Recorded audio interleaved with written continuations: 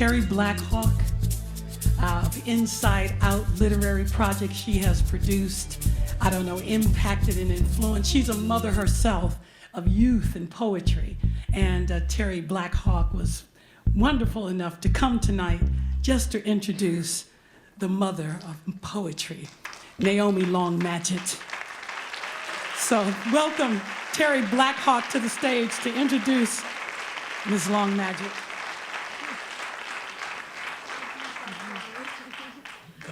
Thank you so much. I am just so moved to be here and to hear these fabulous stories. I think storytelling is so much a heart of the human experience, and going into story helped me become a poet myself, and Naomi Madgett was also very influential in that.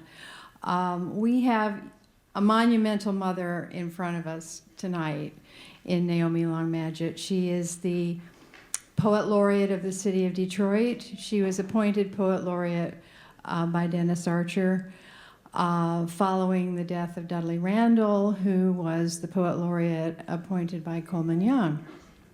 And Naomi's roots in the literary life of this city are strong and deep and go way back. She, in her own literary life as a teenager, she knew Langston Hughes personally and shared some of her poems with him, and he put comments on them, and she has kept those and put tape over them. And so her archive, I believe, is at the University of Michigan, and she has such incredible cultural depth, and what she has contributed to this city and this country is just inestimable, really. In 1972, she founded Lotus Press and has published over 90 books of poetry, primarily by African American poets. She founded Lotus Press so that people who did not have a voice could have one. And she nurtured the careers of so many poets who have gone on to do phenomenal things on their own, thanks to her support and her inspiration in their development. I think of one of those individuals particularly is Toy Derricott, who is a Detroiter who went on to found Cave Canem, which is the premier African-American poetry workshop in this country, and its community has enriched the cultural life of the United States, and its truth-telling, and these brave poets are coming out over year after year after year. And Toy founded Cave Canem along with Cornelius Eady, and Naomi nurtured Toy and brought her first book into the world. In fact, Naomi was in the hospital following a severe auto accident when she and Toy were working on the manuscripts of that book. That's the kind of service that she embodies in her life. And she said once that she wanted to be of service. I think that was kind of like one of her main goals. So she's been honored deeply and profoundly. As Satori mentioned, there's a beautiful bust of her here in the museum. She is a 2012 Kresge Eminent Artist. She's received just awards from everywhere, but it's in her. She's created awards. She's created the Naomi Long-Madgett Prize for a book by an African American poet.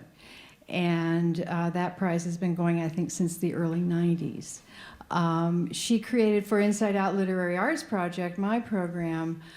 For 13 years, we had the Lotus Press High School Poetry Prize, where we would take our high school poets, and they would send their poems for Naomi to judge. And then each year, we would have, in one of our public gatherings, a presentation that she would give to the winning high school poet, and presenting them with a broadside of their poem that she made herself, as well as a $100 check that she would give them from Lotus Press. And in fact, we put together a beautiful little collection of those 13 poems from 2001 to 2013, we have this collection now, these really fine poets by Detroit high school students. So it's her influence has just reached in so many, many directions. I first met Naomi when I was teaching creative writing at Mumford High School, and that was her neighborhood. In fact, her daughter Jill went to Mumford. So I would bring my bring her to my students, and it was there that our friendship was forged. So I'm just profoundly grateful to her, and you are in for a treat because you are going to hear some fine poetry from a monumental mother who has mothered many, many people and brought many voices into the world. Thank you.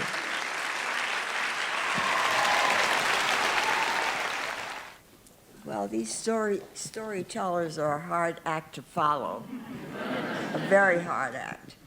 I am not a storyteller, I'm a poet, and I'm going to read 2 poems that I wrote about my mother, and then an excerpt from my autobiography, Pilgrim Journey.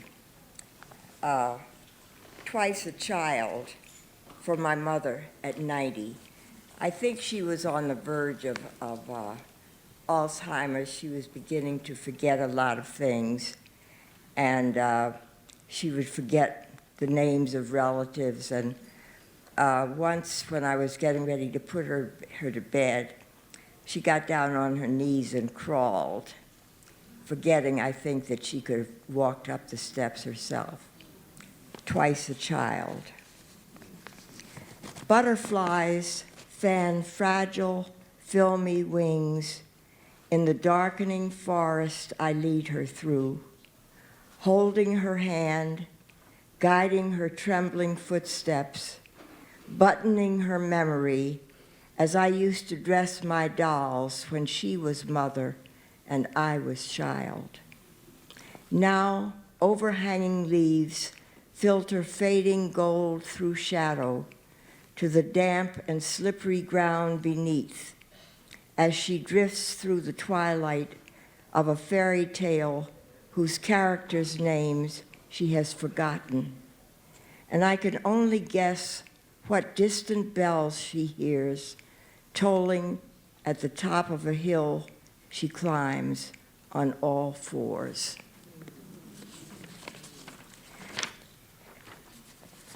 I grew up during the Depression. My mother was a stay-at-home mom, and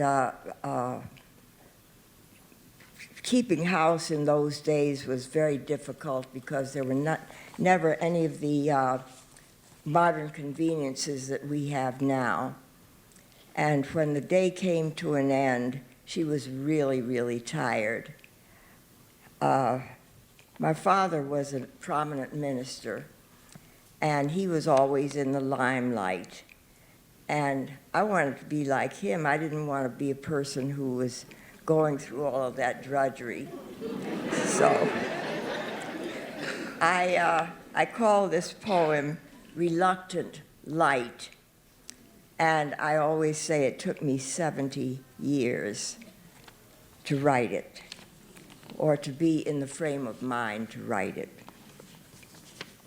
Mother, I didn't mean to slight you, but it wasn't you that I adored. You hid your energy in shadows, and I was dazzled by the sun. I idolized the one whose voice soared to prophetic heights, whose words rejuvenated epics of the ages. Some fine June Sundays, slender and magnificent in morning coat, he would electrify the pulpit with eloquent pronouncements of doom and glory so divine the very gates of heaven seemed to part, bathing the atmosphere in crystal light. Seeking his favor, I rehearsed raising my hand like his in benediction, earning the childhood name of preacher, shortened in time to preach. You gave us daily sustenance, but there was never a choir's fanfare, or the soul beat of the mighty to grant applause. You baked the bread for which we seldom thanked you, canned pears for winter, and mended depression-weary clothes, scrubbing sheets on a washboard, humming hymns to lift your sagging spirit, and cultivating beauty in endless flower pots. The summer when he toured the streets of ancient Palestine and Rome, you consoled yourself by painting pictures of the Appian Way, using the kitchen table for an easel. You coached me with my homework, rejoiced in my small triumphs, and prepared me to confront the enemy, tapping your umbrella against my fifth-grade teacher's desk to punctuate your firm demand for justice. I didn't recognize your subtle power that led me through blind, airless caves, your quiet elegance that taught me dignity, nor could I know the wind that bore him high into the sunlight, emanated from your breath. I didn't want your journey, rebelled against your sober ways, but I have walked through my own shadows and, like you, transcended glitter. I have learned that I am source and substance of a different kind of light. Now when they say I look like you and tell me that I have deepened to your wisdom, softened to your easy grace, I claim my place with honor in that court of dusky queens whose strength and beauty invented sons that others only borrow. And Mother, I am glad to be your child.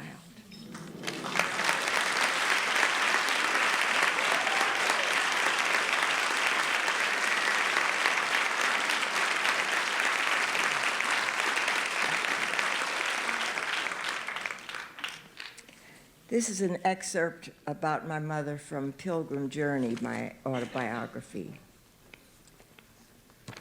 Although Mama's formal education was limited to 3 years in normal school, she was a very intelligent and wise woman and had a lot of common sense. She and Dad shared the same values, and she was the ideal minister's wife. She was friendly and outgoing with everyone and completely absorbed in the work of the church. I was inclined to be introverted and didn't speak to people as enthusiastically as she thought I should. She reminded me, "These people are your bread and butter. Speak to them as if you mean it."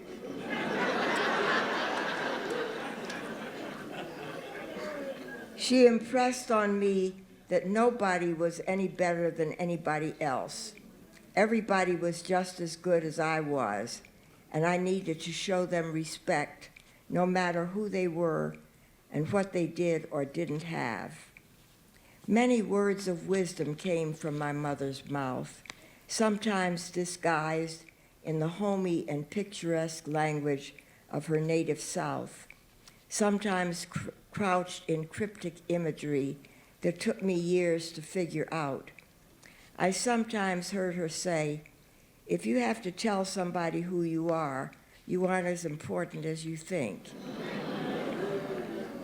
At other times, she'd say of someone, "Self-praise is half scandalous." Another expression she used was, "Fools' names, like fools' faces, are often seen in public places." Perhaps I had been denied permission to go somewhere I assured her just everybody in the whole world would be, and if I couldn't go, I would be extremely deprived.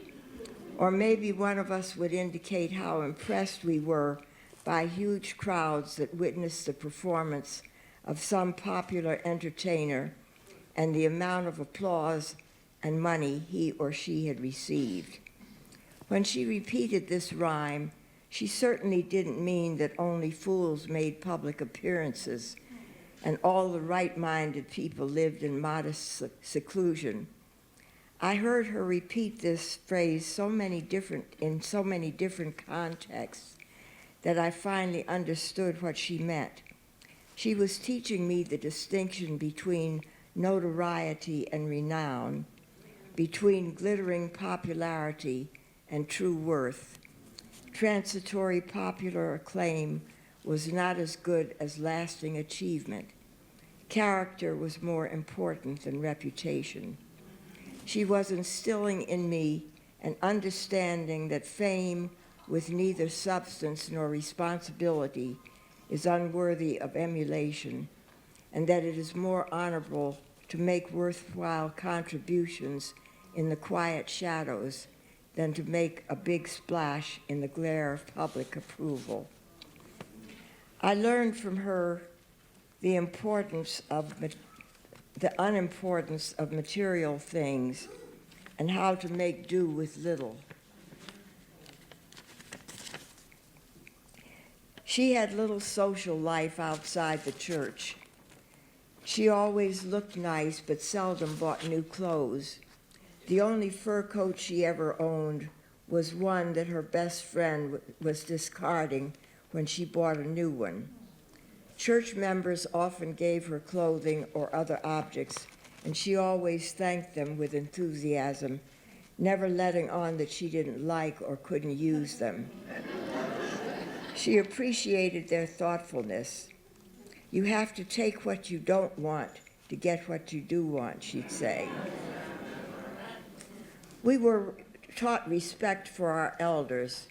If we called an adult by her first name, it was always preceded by Miss, and we always responded to a question with yes, sir, or no, ma'am.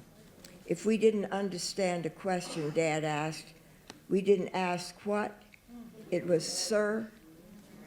My mother taught me dignity and morality, but she also taught me what altruism is. She was not unique in this way. Most mothers would sacrifice everything for the sake of their children.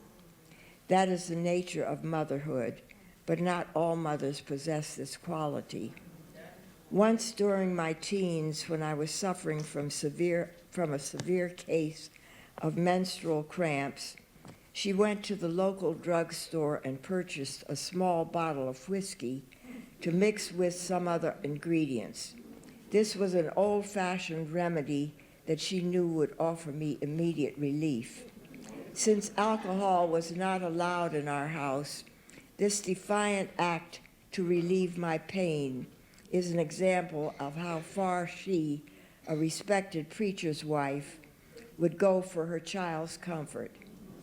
I idolized my father so much that it took me many decades to fully appreciate my mother and her sacrifices.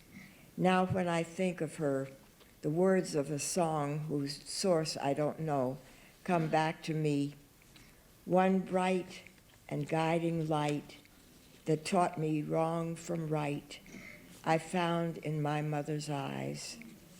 Those baby tales she told of streets all paved with gold, I found in my mother's eyes. Just like the wandering sparrow, one lonely soul, I walked the straight and narrow to reach my goal. God's gift sent from above, one real unselfish love, I found in my mother's eyes. Of all the blessings I have received throughout my life, I consider the good Christian parents I had the most important one by far. They taught me by example and word what honor and integrity are and shaped my life. When my mother died, I had inscribed on her headstone, one real unselfish love.